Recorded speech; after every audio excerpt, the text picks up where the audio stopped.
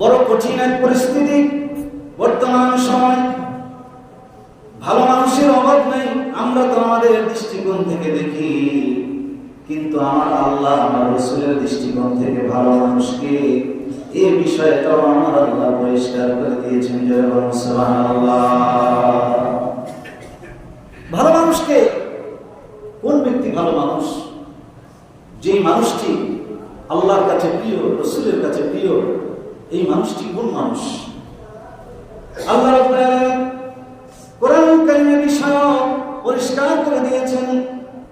আন'আমাল্লাহু মিনান নাবিয়্যিনা ওয়াস-সিদ্দীকিনা ওয়াশ-শুহাদা'i ওয়াস-সালিহিন।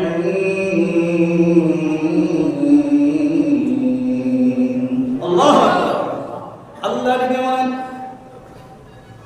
ভালো মানুষ কারা, কাদের সঙ্গে তুমি হবে?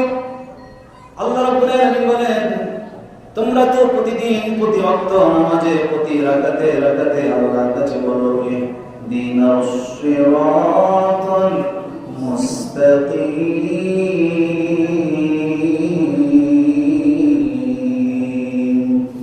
আল্লাহর কাছে আমরা যদি বলি ওগো আমার রব, ওগো আমার প্রভু, তুমি আমাকে হিদায়াত দাও, আমাকে হিদায়াত দাও, আমাকে সঠিক পথের দিশা দাও, আমাকে সহজ সরল পথ দেখাও।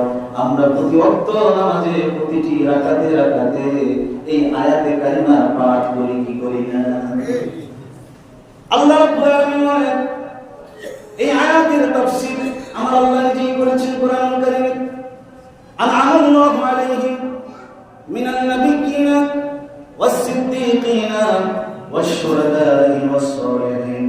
আমার আল্লাহ রাব্বুল আলামিন বলেন বান্দারে তুমি যে ভালো মানুষের সঙ্গী হতে চাও, তুমি যে ভালো মানুষ পেতে চাও, সেই ভালো মানুষের বর্ণনা আমি আল্লাহ রাব্বুল আলামিন করে দিয়েছি। এক নাম্বার ভালো মানুষ হলো আল্লাহ পাকের নবীগণ। জয় বলুন সুবহানাল্লাহ। যখন তুমি নবীকে পাইবে, নবীদের সঙ্গ গ্রহণ করবে, নবীদের সহচর্য গ্রহণ করবে, যখন নবীগণ তোমার থেকে পর্দা করবেন, নবীরা যখন তোমার থেকে আড়াল হবেন, তারা যখন আল্লাহ রাব্বুল আলামিনের ডাকে সাড়া দিয়ে চলে যাবেন, তখন তাদের বন্ধুরা যারা ছিল যেমন সিদ্দীকিন, তাদেরকে তোমরা সঙ্গী বানাবে, তাদের সাথে তোমরা ওঠা বসা করবে, তাদের সাথে তোমরা ভালোবাসার একটা সম্পর্ক রাখবে। এরপরে তারা যখন চলে যাবে, এরপরে শুহাদা, মুফাসসিরিন কেরাম বলেন তাবিঈনদেরকে আমার আল্লাহ শুহাদা হিসেবে উল্লেখ করেছেন।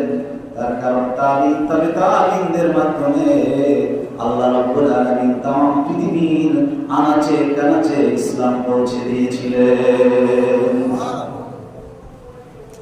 এরপরে আল্লাহ বলেন ওয়াস-সালিহিন, আর তোমরা সঙ্গী হবে, বন্ধু বানাবে এমন মানুষদেরকে, এমন লোকদেরকে যারা আল্লাহ পাকের প্রিয় বান্দা, আল্লাহ পাকের প্রিয় বন্ধু, আল্লাহ পাকের আল্লাহ রাসূলের সাহাবীদের অনুসরণ করে করে আল্লাহ পাকের প্রিয় বান্দা হয়েছে। যেমন সুবহানাল্লাহ।